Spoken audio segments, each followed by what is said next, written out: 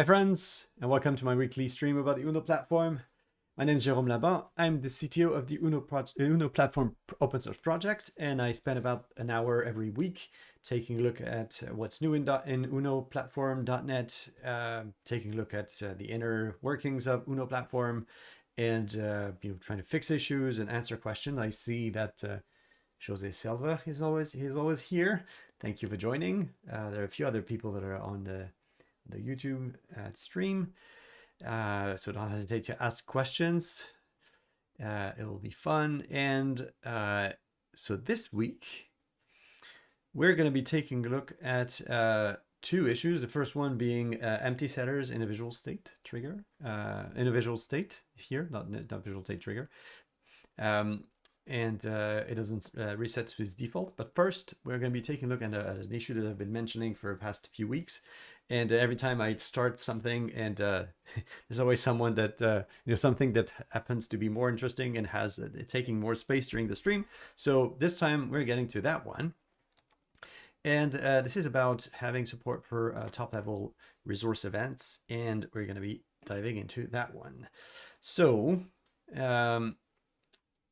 what happens is that when you're in a Uno application or a WinUI application, you can make a resource dictionary that contains a flyout here, and then you can put inside a click button here, and so put accept and cancel, and it basically allows you to just hide the content right away for the content. I'm not too sure exactly why that would be interesting. So because you're in common dictionary, so you're not necessarily doing anything with that, but it's something that is still of interest because it's something that's supposed to be working anyways. So being able to put something in the code behind of a resource dictionary. So we're going to try to figure this one out and see how we can implement this and see maybe it works now. We don't know. It's been we've been working a little bit, so it dates back from October 10th from this year, and maybe we have something better now.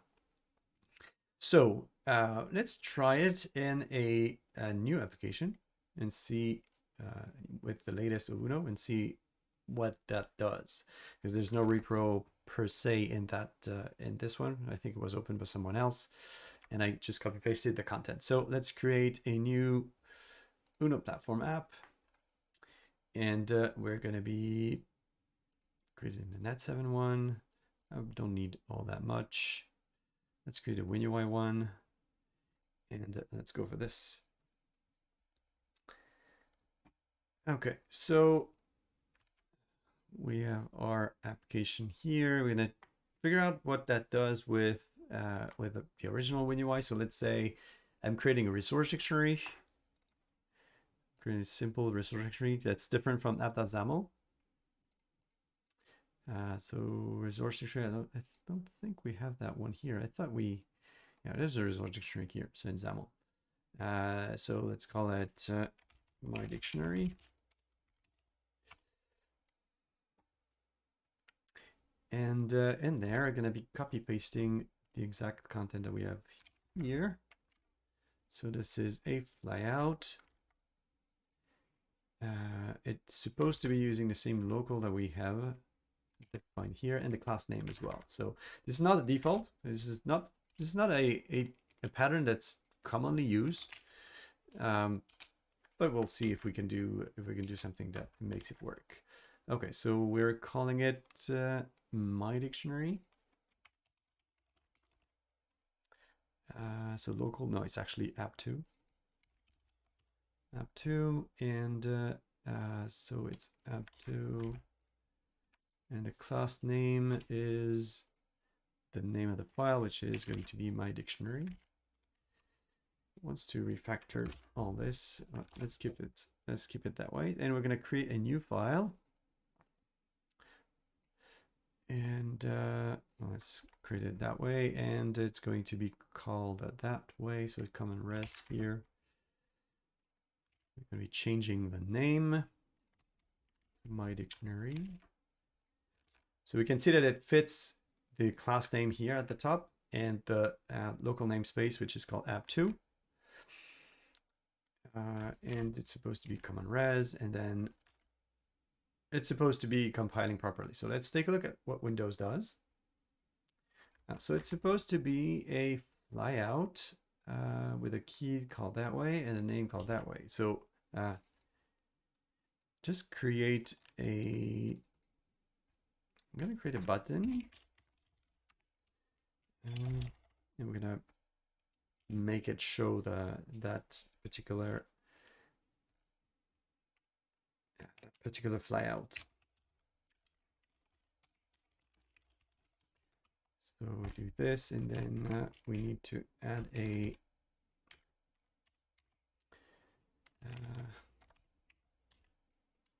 so button flyout. So in that context, I'm not too sure if I probably won't be able to put it that way. So I need to be able to use flyout this way, and it's a static resource, and we're going to be using the name of the flyout that we created here, and it is FLK ACC rejected, I would guess. Okay, that would be enough. And we need to include the my dictionary in the add.xaml here. So we're going to be doing this in the merge dictionary. So let's do this with a source. So the MS app hex, which is for the current application, but the current assembly. So we don't have the slash, the name in between the second and third slash.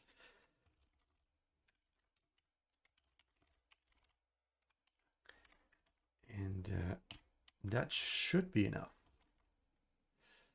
So we should be able to show a flyout because it matches. So let's see, it should be, yeah, it works there. So you can see here that now that I've included my dictionary in the app.xaml, it appears as an available resource in IntelliSense for the Windows target here. So let's see what happens now. Okay, so I see that I do have a problem with macOS SDK, but that's fine. We're just going to be disabling some of it at the top. So let's see.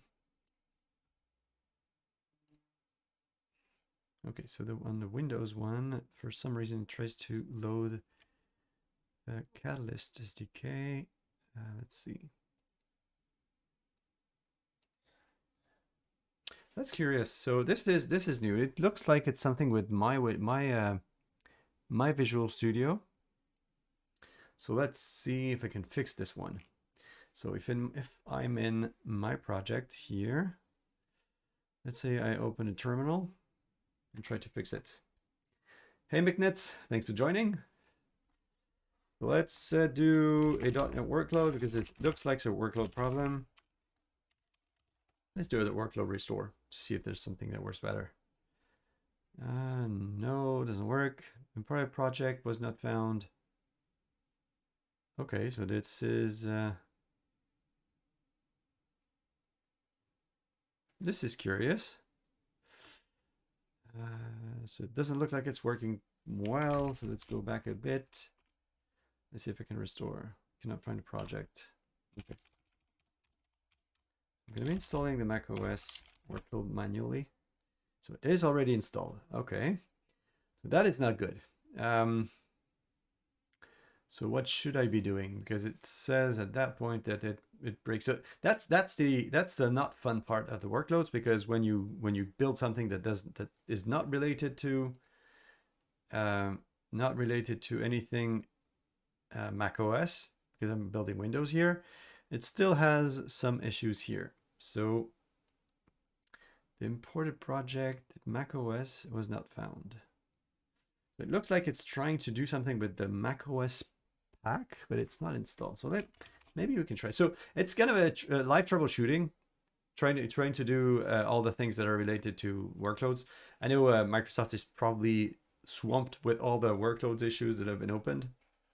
Particularly, and that's probably what I tried here, is I tried to update my workloads to the latest version that were published a few days ago, and kind of messed everything up. So let's see if I can make that thing work properly. So let's try to uninstall the workload. the macOS workloads, because it seems that it's the one that fails.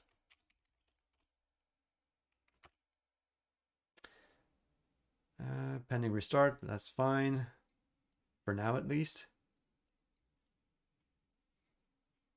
This maybe if I can remove everything that's related to those workloads, maybe that's going to be fine. So one other thing that I did is probably that instance was actually opened when I updated the workload. So it may be related to some caching that happens inside Visual Studio.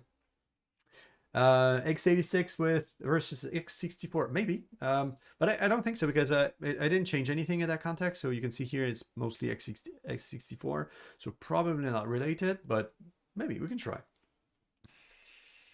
So let's see. It's now that I think of it, it's probably because I had that instance of Visual Studio open and I updated the workloads using the command line.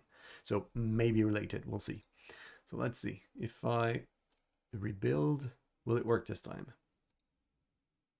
So I don't know. I mean, it's probably something that I'm going to be opening. You know, if you have Visual Studio open and you're manipulating workloads in any way, you're running the command or anything like that, Visual Studio will not detect any of this, and it will just show up some weird errors. And I think Andres is here and is probably had that kind of issues on Mac OS as well. So yeah, there you go. So it worked. Yeah, so that's probably because I had the Visual Studio opened at that time, and there was some caching happening. So probably going to be opening an issue about that. I have to take a look quickly, otherwise I'm going to forget about it. There we go. I don't have the errors anymore, and that's the shame about the issues that are happening when you're building with workloads. You know, it's transitive and transient issues, because they go away after a while, and then pretty much after a while you're stuck. So that's not a good thing. There's also that warning that I was not having on my other machine, so maybe it's something that we can take a look afterwards. Okay, so if I start the app, do we have a button that shows a flyout? We should be, if I included everything properly. There you go. I do have a flyout. Okay, so there you go. So now I do have a flyout that has, it looks like it can scroll. Probably there's a scroll viewer somewhere that shouldn't be there. So, and when I click accept and reject, it doesn't do anything. So that's one first thing. So why is that? So we have, what do we have? We have the button accept click here. Key attribute. The key attribute can only be used on a tag contained in an iDictionary type property. So probably just, yeah, okay. So that's probably just the IntelliSense that's messing up. So let's see if I go in my dictionary here. Do I go into the click handlers? If I do, at least, okay, we don't. Okay, so that's probably something that's not good at that point. So we have our app bar buttons here. Do I get into the initialize component? So we can try to find out if we're actually building the dictionary. Maybe it's not the case. So it's not the case. So it looks like there are two separate classes for what it looks like. So we have app2 my dictionary, app2 my dictionary, and it looks like they're not the same. Why would that be? Okay, so if I don't know about that, so maybe there's something different that we can go take a look at. So let's go take a look at the generated code and see what's calling what. So we can see here that in the ops folder, I have on the Windows side of it, inside of the build, I have my dictionary. I see morning for coffee. Yeah, I'd like to see you as well here. Thank you for joining. If you have any questions, let me know. So we have my dictionary, and it's supposed to be partial. We have the connect here. We have get binding connector. We have a few more things like initialize components. So maybe you can put a breakpoint here to see if we actually invoking this somewhere?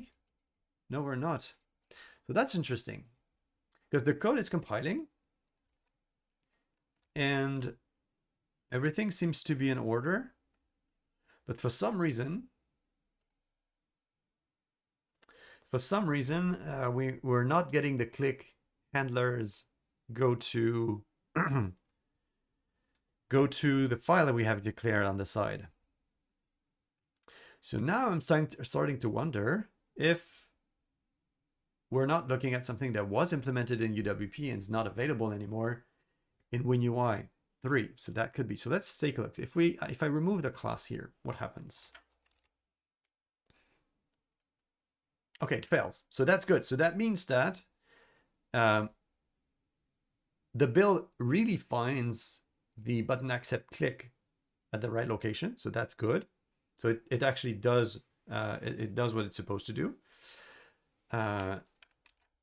But for some reason, the click here is not invoking the handlers that are in the back here. So Mizard is saying you could look at the assembly in .peek. For sure, I could definitely do that. So there's both ways. You can take a look at the generated code. You can also look at the code that's available as part of the obj folder. The nice part of looking at the one that's in the obj folder is that you can F12 onto it, so go to definitions, so you can move back and forth.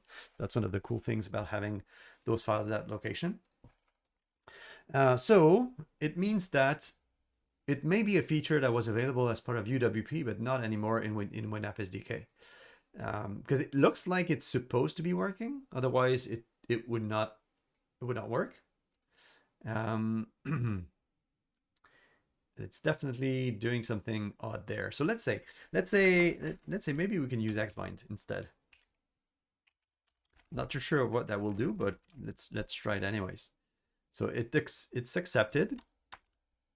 So for the interest of the whole experience is, if I do Xbind, this means that there's going to be code that is generated on the obj folder. So we'll be able to step into it and put a breakpoint there. So is it working? Okay, so it says Xbind requires the root element of the page to inherit from framework element or window, but the type is ResourceDictionary, so that cannot work. So Xbind is not accepted at that location. So what else could we do? One thing that we could do is to determine if it's actually something that is not implemented, and definitely not worth implementing in Uno as a result, is trying to say, we could try implementing our own event handler. So let's make our own button here, for instance. And then we're going to be clicking on that control and see what that does. So so we can actually go and figure out the path for the execution. Let's see, can we do something different there? I wonder. Okay, so let's try something. So if we make we're going to make a separate control that actually doesn't show anything. So make that change. You could try to change the button accept click signature and try again with Xbind. Well, the thing is that even if I change to something else, the problem is that the root element here is not a framework element, so it won't work. That's the sad part about this. Well, sad in a sense, because it's not a context. Xbind, it's meant to be used in only two conditions, well, two contexts. The first one is inside of a framework element, so page, user control, button, or that. Well, actually, page mostly and user control, and then I think it's actually three now. So in a page directly, in a data data template, and instead of a control template. So that's the only three locations where you can use Xbind. It looks like, for what I can see, ResourceDictionary is not supported as an Xbind target. And it actually made sense, because it's not.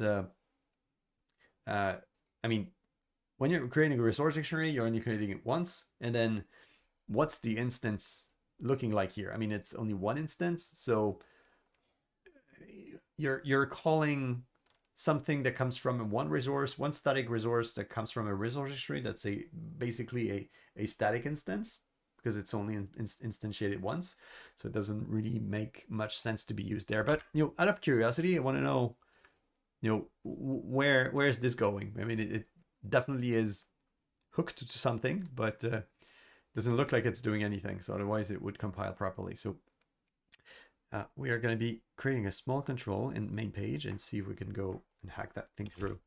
So let's make a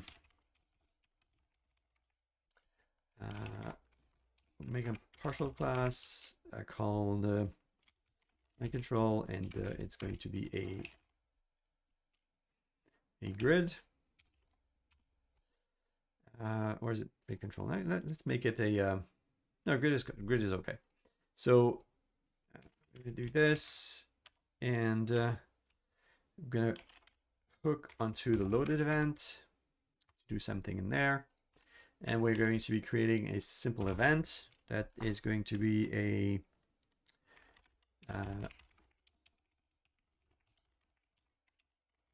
event handler, event. And we're just going to be invoking that event somewhere in the code. So we're just going to be invoking that event with this, and event arg.empty, because that exists now. There you go. Okay. So I have my control. Oh, I see Darren's here. Hey, Darren. So can you add a code behind to the resource tree, and then we will click get result there. Well, yeah, that's exactly what I'm trying to do. So I'm well, partially. So I'm creating a small control for which I can call the event, and then see who's calling what. So maybe is event set or is event not set. So we're gonna take a look at what that does. So I'm gonna create my control. So it will be in the my dictionary. I'm gonna put that here. It's a local. It has an event that's called my event, and it's gonna be called on my event.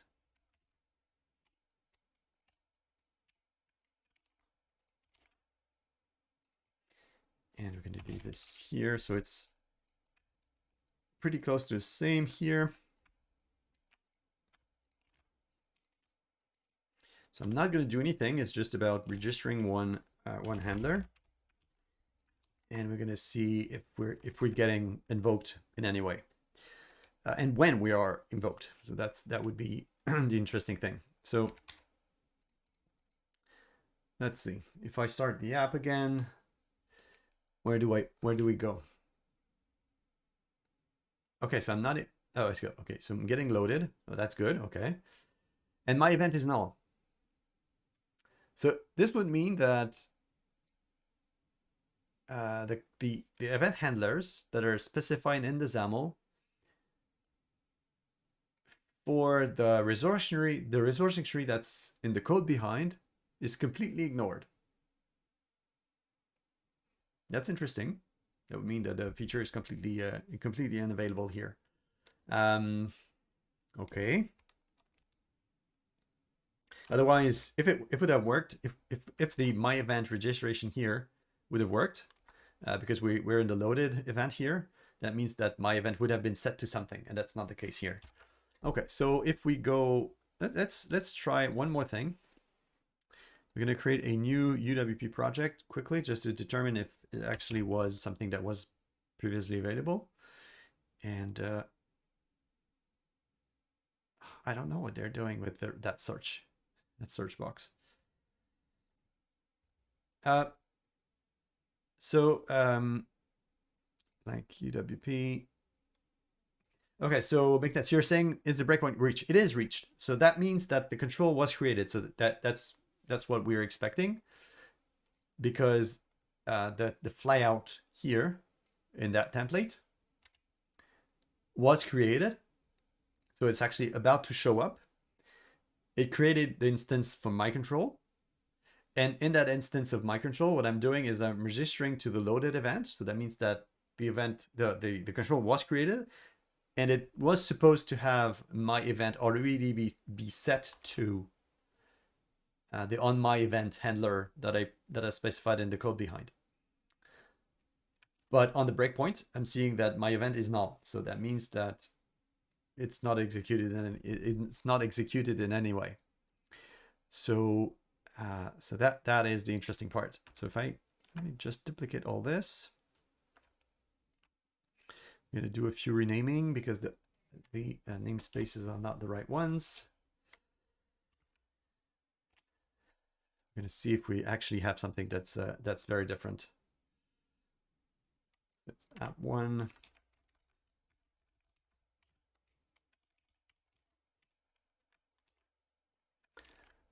We have that, and we're going to take our control that we created here just to see if the behavior is really the same or different for UWP.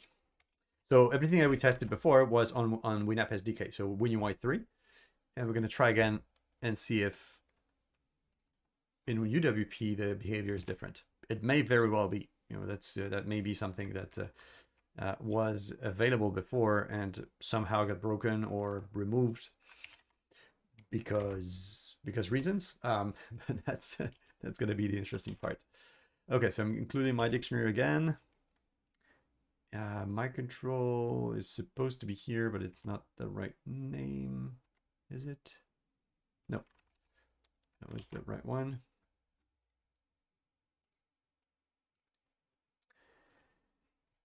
And okay, so I had a class 1. My page is okay, and I need to copy over the button with the flyout as well. Okay, let's see if our new UWP app builds and runs properly. It should be. Well, at least it compiles. And does it run? It does run. Okay. Oh, so interestingly, it doesn't even close either on UWP. So it may be something that never worked. So it could be something that comes from WPF. I mean, in WPF, you may be able to do something like this and create a flyout, and you can close it from the code behind. It may be something like this. Let's try to validate the last thing, which is if I have an event handler, when I open the pop-up, is it something that is available? It's not. Okay, so case closed. It's not something that can be implemented in Uno because UWP and WinUI don't support it either. So the interesting thing is that the issue that was open originally was saying that if you create a flyout in a resource dictionary, you may want to close it properly. And I think the best way to do it for now is probably to create the flyout inside of a user control, probably, and have one instance per user control that you're creating. And then you can handle each individual instance of the flyout appropriately and do manipulation of that instance. If there for some reason if you were to do this, have a flyout here. The problem is that flyout is instantiated only once. So I'm not even sure if you can open 2 flyouts of the same when they're declared that way. It's probably something that's not possible. So it's best to avoid it.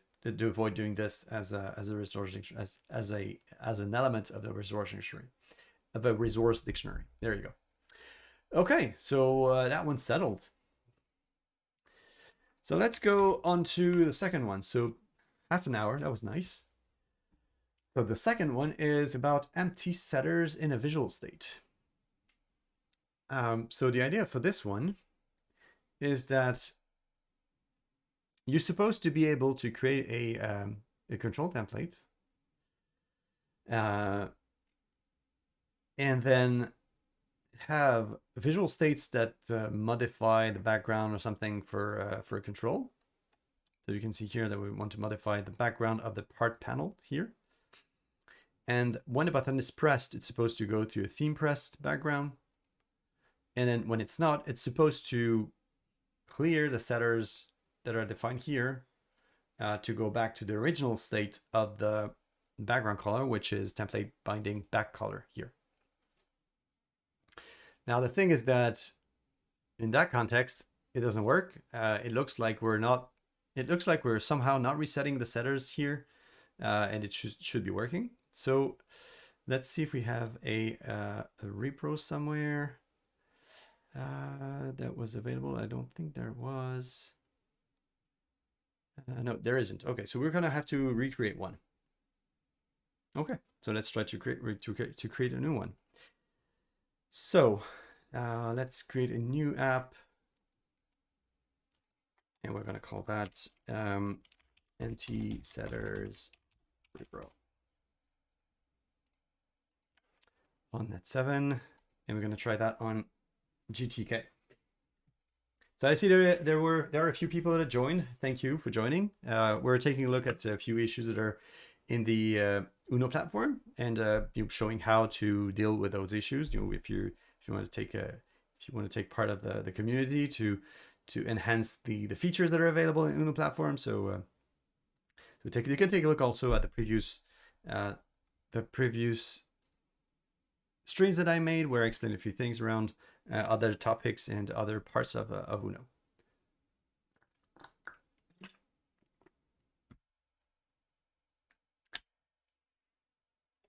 Okay. So now let's try to repro that specific part. So what we want to do here is change the style of a button. So we're going to do this instead of page directly. It's going to be easier to maintain, to view, actually, not maintain, but view. We're going to be doing this here, and we're going to probably copy paste the style here. That one is probably good enough. I'm going to be adjusting it so that it works for what we want to do. Okay, so this is not useful. Actually, let's keep it for now. So there are a few things that we can't use, but that's fine. So the back color is not something that exists as part of window of button. We're going to be calling that custom style, custom button style. And this is a target for a button.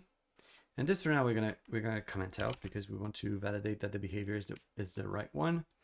And we have a part panel, for which the color should be,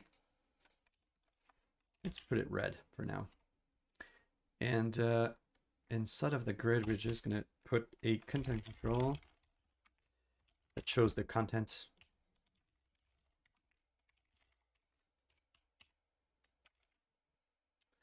Otherwise, we wouldn't have anything. So we have our button, and we're going to say, click me. And let's see what that does. So what we should be having, so I'm not sure if that theme resource exists, but we're gonna figure it out. So what we should be having is a red background button, if it works. So I haven't set the style, of course, so it won't work. So I do here. It's a static resource for which I use this. Hi, Johnny. Thanks for joining.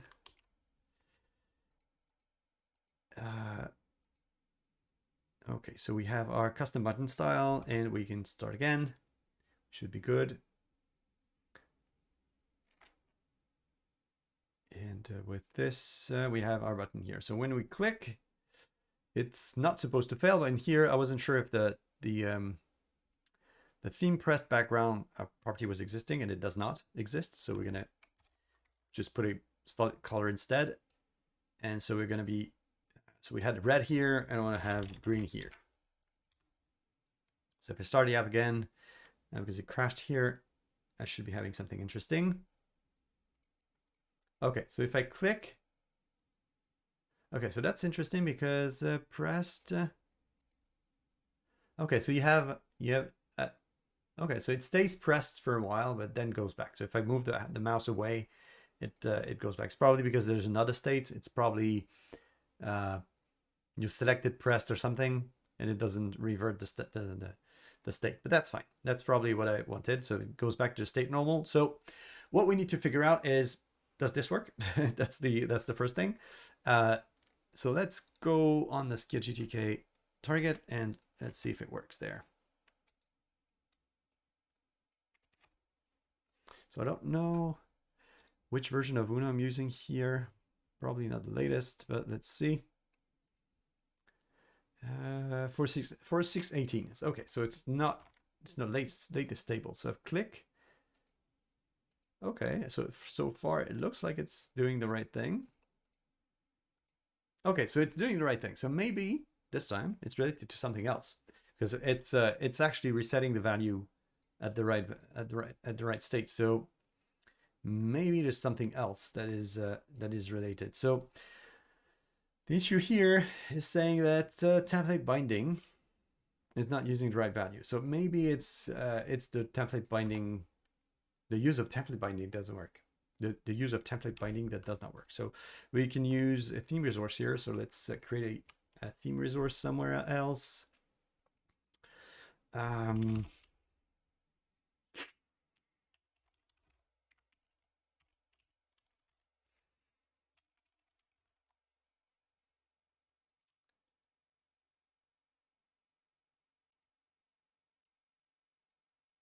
So I have a theme resource.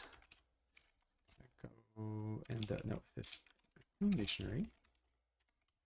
So I'm going to make a theme dictionary. And let's call it default for now. Let's use the default. And we're going to define one brush there. And we can move our style here.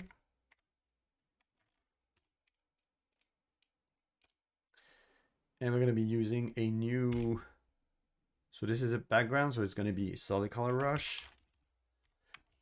That is going to be called my theme resource. And the color is, I said, let's call it yellow. I'm going to be putting some bright colors instead. Okay. So I have a theme resource here, and let's see if it helps. So does it work on Windows first?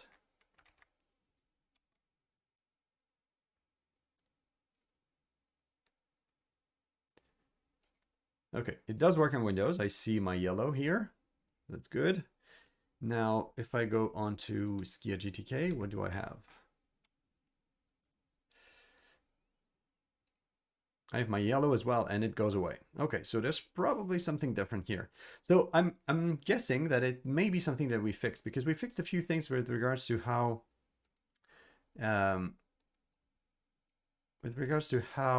theme resources are resolved and applied. So it may be related to this, because we can see that the back color is set properly, even if we're not putting the setter. So we're going to go back to an earlier version of Uno. So let's go find which one we can use. And we have 4618. Let's go for 4518. Maybe there was something there that wasn't working at that time.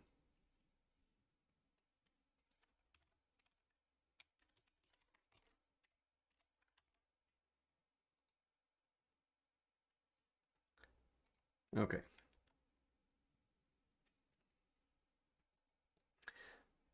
So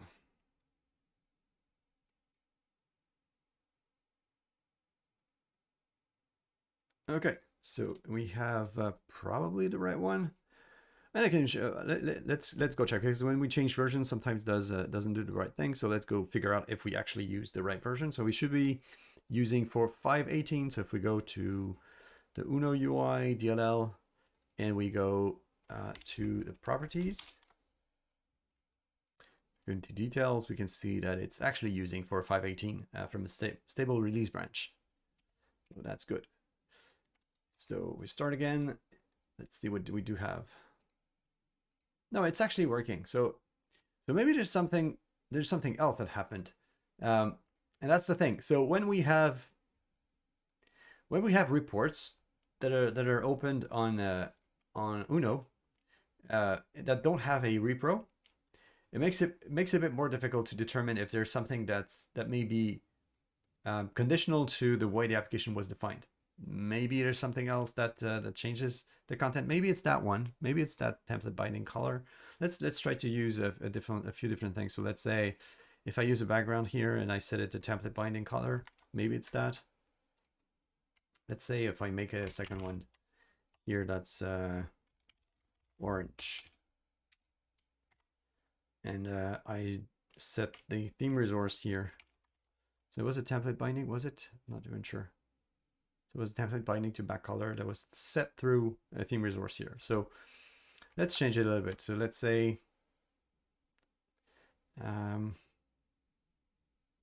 that the background color here is a template binding to background. So that's the original one. And instead you're gonna put a setter for the property background. And the value is going to be a theme resource. And we're going to be using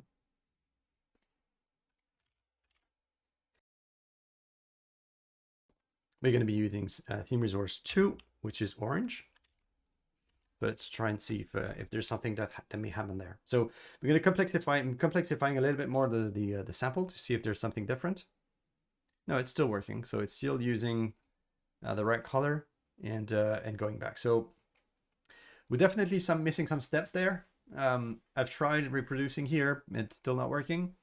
What we could do, and make it easier for people to actually try it, is to take all this code and make a playground sample out of it, so that it makes it easier to get people to test it with newer versions of the tooling. So if I do this, if I have a button, okay, so it doesn't do anything because we're not in a page. And let's create a grid. Put a grid at the bottom.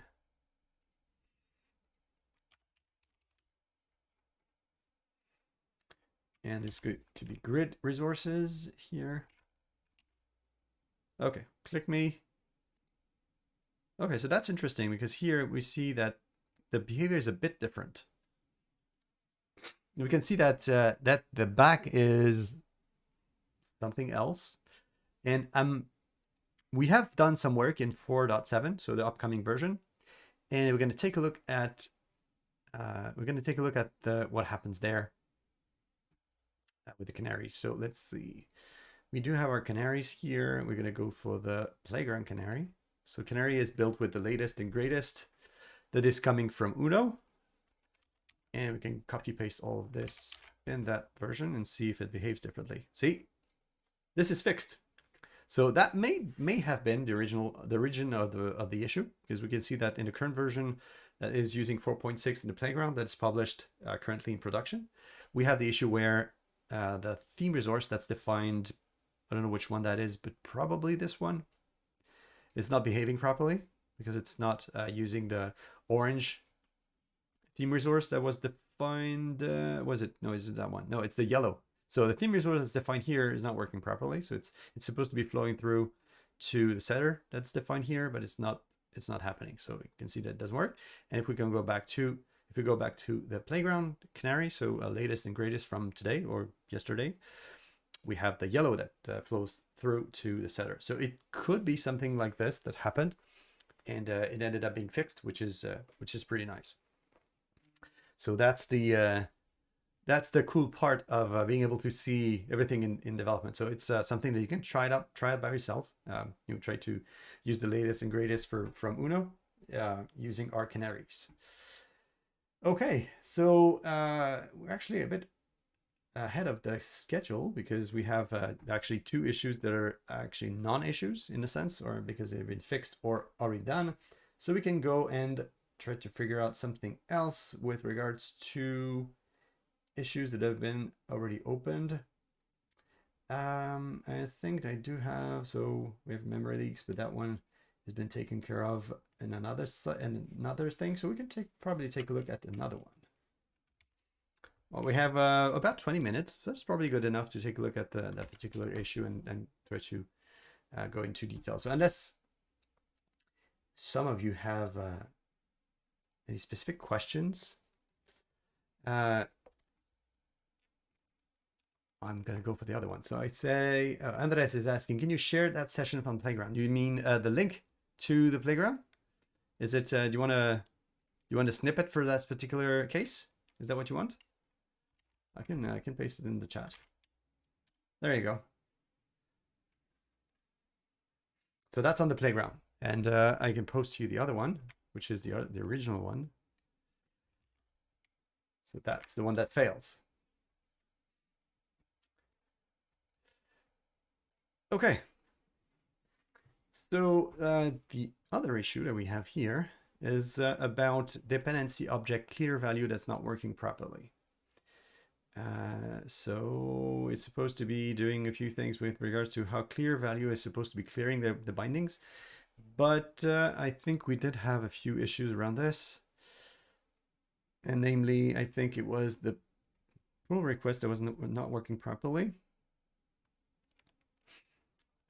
So we had a few tests that were happening, but it's not testing. It was not testing the right steps. So we can probably go figure one out here. Okay, so what kind of change did we have? We have a few changes here.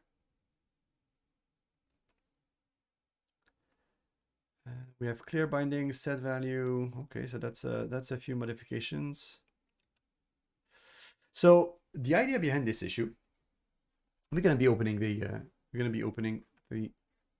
original issue and the sample that was associated to it. Let me check the issue. I think it was there before. There you go. Okay, so it's a clear value here. So let's go and open that specific issue and try to figure out what we do have in that context. Okay.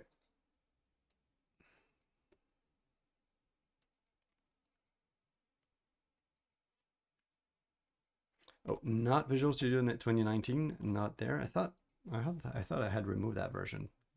Looks like it's still there on my machine. Okay.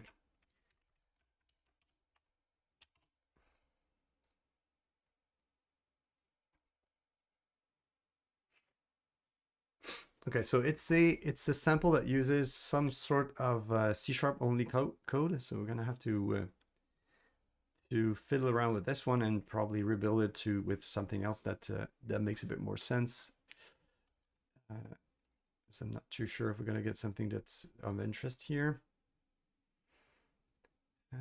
So what's happening here is that we have some kind of an extension that sets a binding on a property and then resets the binding here. So the idea is that when you're setting a binding to a property using set binding, so this one is convoluted, but it's there. When you set a binding to a property, if you call clear value afterwards, it's supposed to remove the binding that was associated to that property. So that's the idea behind the clear value, and it's probably not what we're doing at that point inside of Uno. So we're gonna have to figure out what we're not doing right and see where we can go from there. So to do this, we're gonna go take a look at the unit test that we have in Uno. So this is the Uno source tree, and probably going to be showing you again. So I'm using the latest WinUI, not the latest WinUI tree. So we're going to just jump to the latest tree. So I'm going to fetch the sources from the latest, and we have an automated process that gives us the latest sources that are coming from Uno, but converted to WinUI. So it's something that can be used to do this. So you can see here that I have a one commit that was done by GitHub Actions, and that uses the latest commit that was done today. And it's converted to use the WinUI API set, something that we do not have from the, when you take a look at the sources that are on the GitHub repo, it's only UWP for now. We're going to be switching to WinUI somewhere during the next year. Good. Okay, so I have opened my solution. Now I'm going to be switching to the Net461 target framework override. So in the cross-targeting override props file, and we're going to take a look at the unit tests that are related to binding and dependency properties. So those are located into the, I think it's a binder tests. I think they were built differently at the time. I think it's called binder, but it's actually not binder. It's about data binding, because binder was the name that we gave to the dependency object subsystem about 10 years ago. So it kept that name, but it's not that anymore. So what we're going to do now is try to create a we're going to create a simple test that replicates the fact that if you call something, if you set a binding to a dependency property and then call clear value on it, it's supposed to be moved. It's supposed to be removed. So we're going to be using my control. That looks like a good one. And I'm going to create that test. Okay, so test method when binding and clear value. So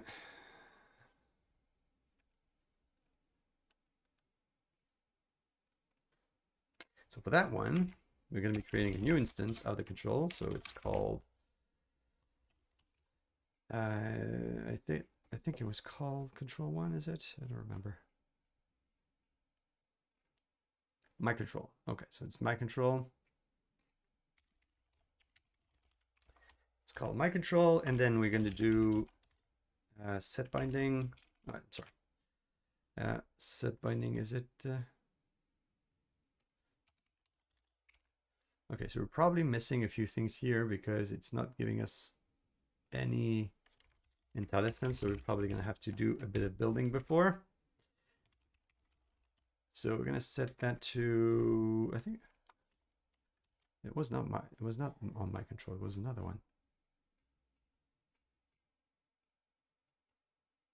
I was supposed to be having my property, but don't have it, so probably going to be missing a few things. No, it's my control, but it's missing properties. Okay, so we'll continue that way. My property, and then we're setting.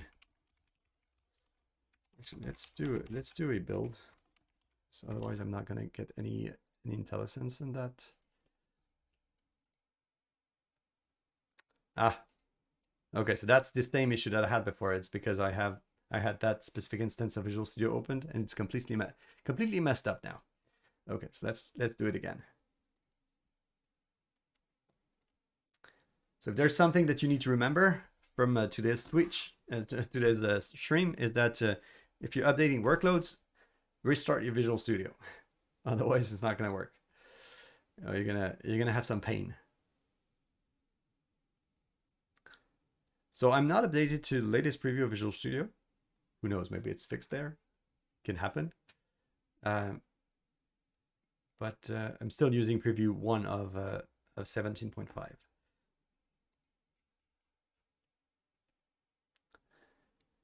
So we want a unit test filter. Probably this time I'm going to get a few more interesting IntelliSense SKUs.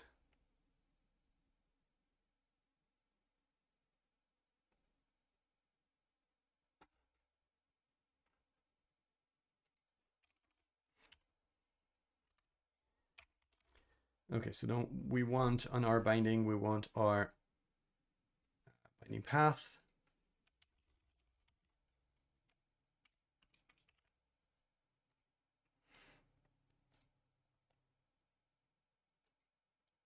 It's almost there. Almost there. Once it's parsed everything from the solution, it's gonna work a little bit better. I think it comes from that one. So when it's doing low priority stuff, indexing folder. So let's do a build. Let's see if it's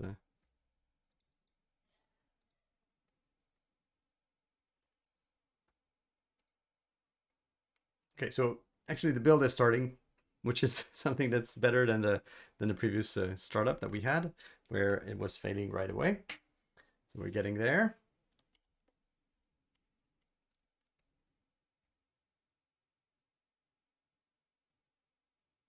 Okay, so some of it is resolved. Okay, binding path is there. Good. Okay.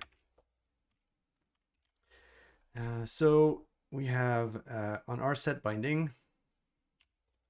Is it available now? It is. Okay, we're getting there. Okay, so we have a binding, then we have a path. And our binding path is going to be just a dot. We don't need any fallback value at that point. And that's going to be good enough. So what we do is we're going to create just a, we're going to set the data context to a simple property value. So we're talking about a property that's supposed to be an integer. So and that integer is supposed to be 0 by default. There you go. So it's 0 by default.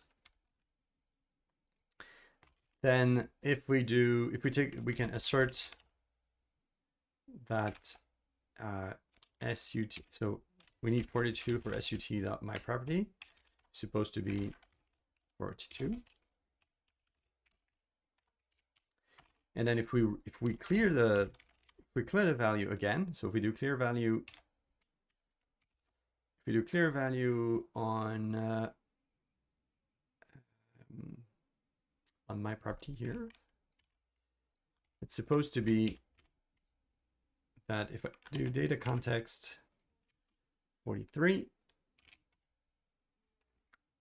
I should be, I'm not sure what value I should be. So my guess would be that we should be falling back to the default value. So the default value would be 0. It's probably something that we can validate on WinUI by running it. So make sure that we have the right context.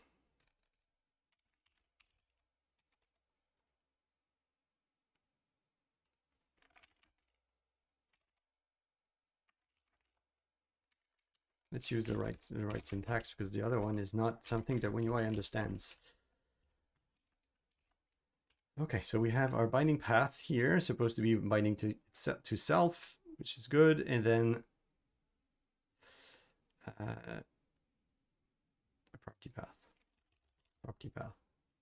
and don't use the right ones. Okay, because binding path is completely something else. Okay, so if I run this test, what do I have? It should be failing, but let's see if it actually fails properly.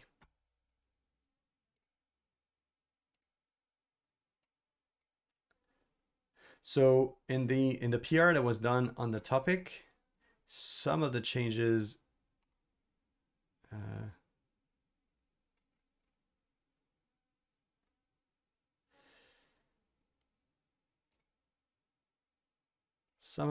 that were made were part of the solution, but not all of it.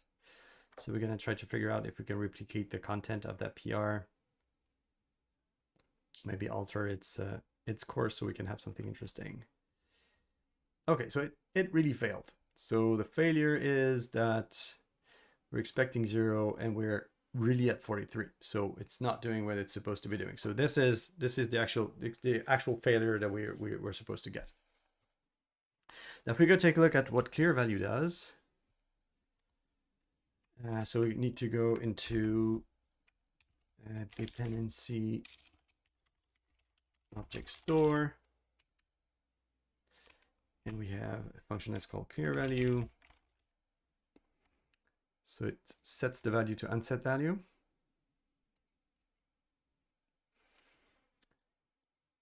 And then we have to go and determine if there's something specific to do. So if I take a look at the change that was done for the previous PR, we had something around raise callback that was doing something with invoke callback.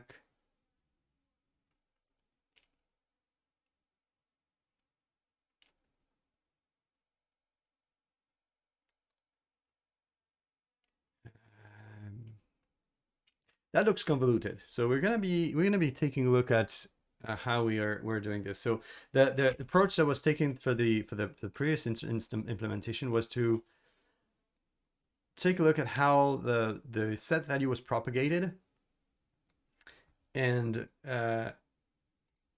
see if we can intercept the unset value that was set and try to change the bindings that was set at that time. So we have the property details clear binding that need to be called at that point. Now, what's interesting here is that it probably goes too far in terms of implementing that part, and it goes into dependency property change to do this. It's probably too far. So we're gonna try to change that properly and say that we have the property details that are available at that point, and we're going to just clear the value right away. So if property details, if the value being set is a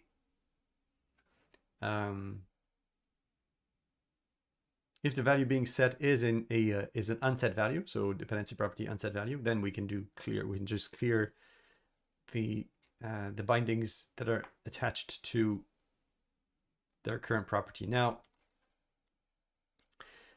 what I'm not too sure about what is going to happen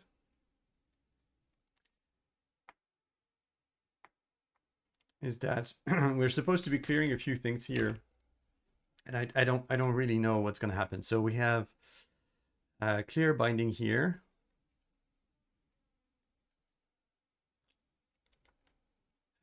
But we're probably, so let's go take a look. Let's try it right away and see what that does. So if I do property detail, I'm just going to call clear binding on it.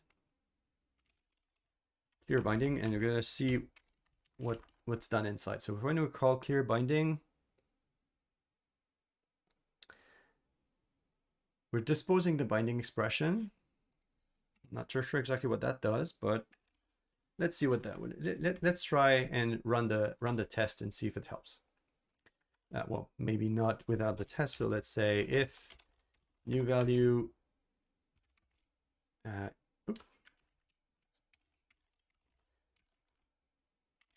new value. No, it's not new value. What's the new value? Oh, it's value, just value. Okay.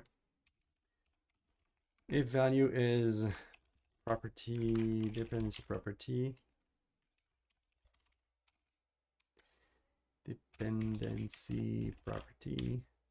unset value, then we clear the binding just right away and see what that does.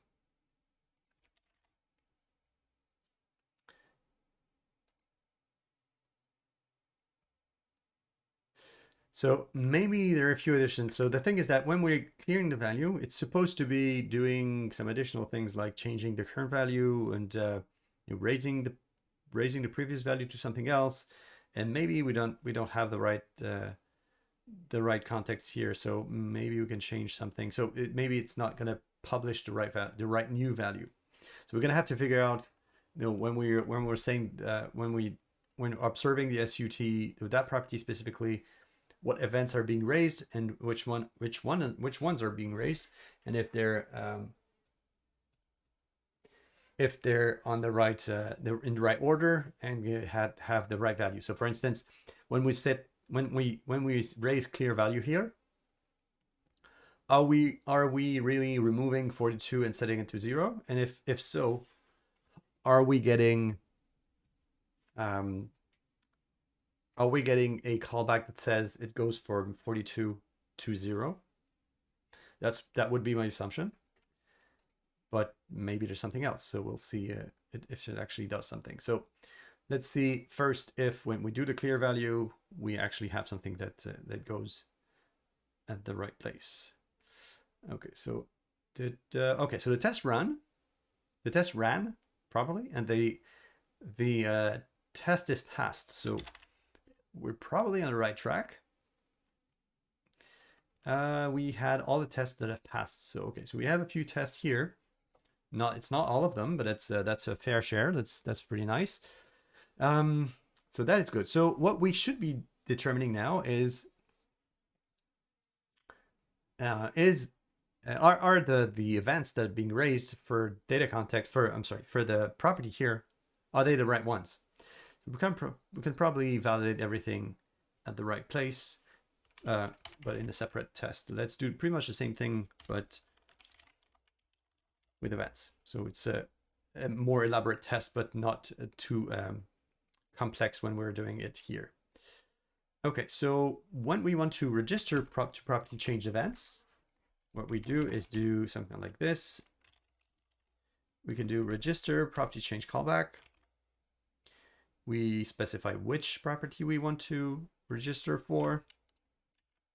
So this is this one, and then we register a callback. So in our case, we're just going to set just a simple dependency property, simple delegate with a lambda. And we're going to be storing all the dependency property values that we can read while we're inside that register property handler. So let's make a small list. My property history. And then we're going to do add it's SUT my property.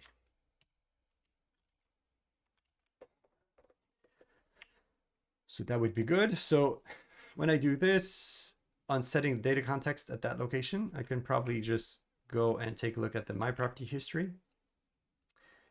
And there should be only one value.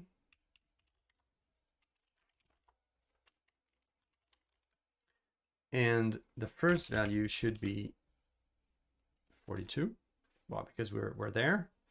And then when we're clearing the value, we should be having two values and the last value. And we can probably, can I use this? I think. Oh, and in that context, I cannot use. So it's we're still running the previous one, so we can't use the range operators. That's not fun. So we're going to be upgrading those tests to run using .NET Core, or actually .NET 7, so we can use all the new features and ranges and things like that that are used a lot when building tests. In that context, I'm going to be using the last just the index like this. So it's supposed to be going back to 0 for the history. And when we're here, so after setting the data context, we should also be not having any more values. So it should be staying to 2 and having my property being set to 0, stay at 0 actually. Let's see if that helps.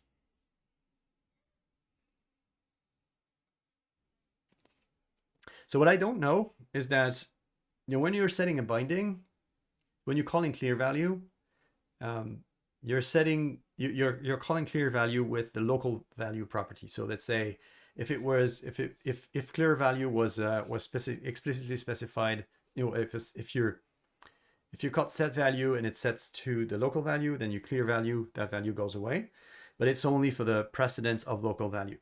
But then when you can change the default value when if you're using Uno, you can change the default value with some precedence magic. It's not something that you can do with WinUI, but WinUI also has that precedence level thing implementation that is also available, but you cannot specify which one you want. So it's something that can be done for, let's say, if you set the value through a style, or if you set the value through an animation or through coercion and things like that, you're going to get values that are set in different ways. So that's interesting because it works at that point. So if I go clear value here, it really removes everything properly.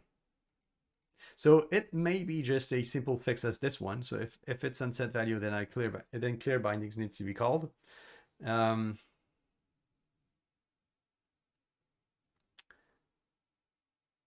I wonder if there are additional edge cases that we could probably take a look at. So let's see. Let's go to our.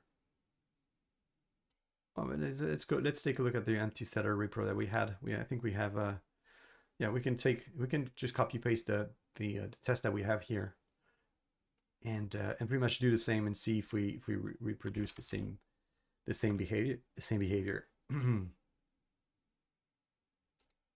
What Visual Studio wants to launch? Is it? Did I click on the right thing? I think I did. Ah, no. I'm gonna have two Visual Studios opened. Well, I'm gonna close the other one. Okay, so if I go to my main page, code behind, just gonna make a small method.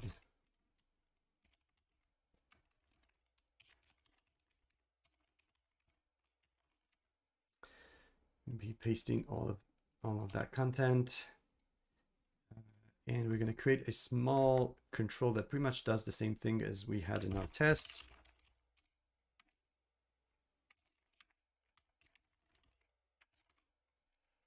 My control is the dependency object.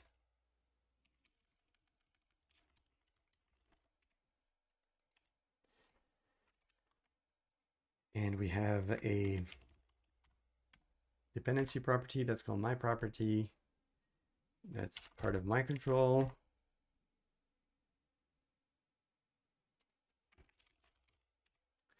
Which has 0 as the value, which is good. And we can probably just include a NuGet package that does the assert. Huh. I would have thought it would. Can I do something like this? If I do, I'm gonna cheat a little bit and see if it works. So if I do this, what happens? No, it doesn't work. So I would have thought that that the tooling would have caught it up, but it doesn't. Sometimes you can have add the NuGet package and it will just work, but that's not the case here. So it looks like we're gonna have to use prime element instead. Otherwise, we don't have data context. And we're gonna go for adding the asserts.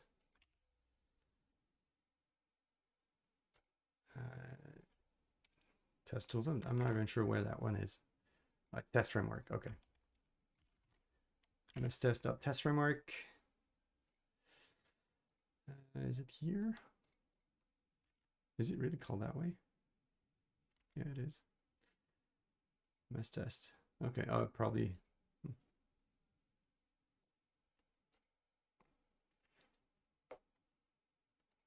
Okay. There you go. So that's good. And then we're going to call our do stuff at the beginning.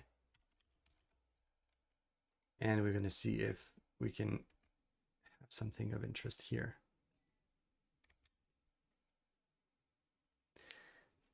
Hello, Onionware. Thanks for joining. Well, we're at the end. So we had the last few keystrokes. So we have, oh, that's definitely not the right package. I don't know what I included, but that's not the right one. Which one it's interesting because the MS test is not It's supposed to be that one, but for some reason it's not giving me the right one. Test extensions, probably that one. I don't remember.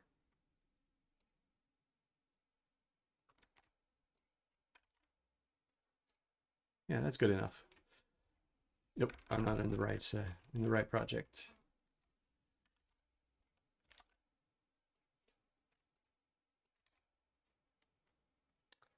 Okay. Okay, good enough. And the app looks like it's not working. Okay, so that would indicate that something is not working properly.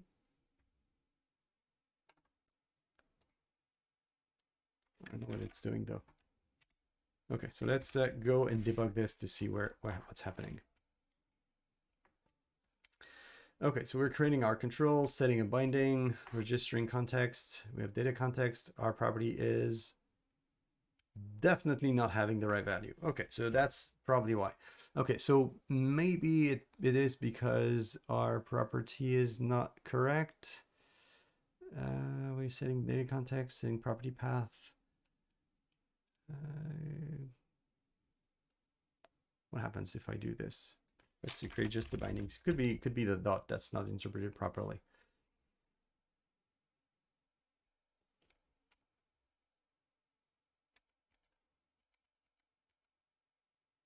Okay, so that's the dot that was not interpreted properly. Okay, so we have this. Property history count is the right one. There's only one value, that's 42. We clear value. There's two values set to 42 and 0, which is good. We're setting the data context to 43.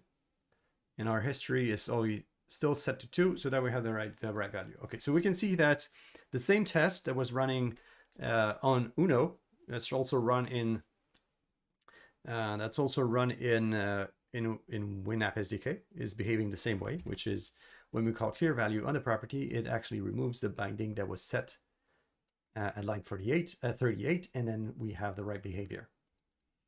That's probably fine. So what we generally do at that point is that we may not be able to validate all the scenarios that may be impacted by such a change. So we create a PR and we let the CI run all the many UI tests that are available, and then we see what happens. So we'll see next week if everything worked properly, but it should be for by the looks of it.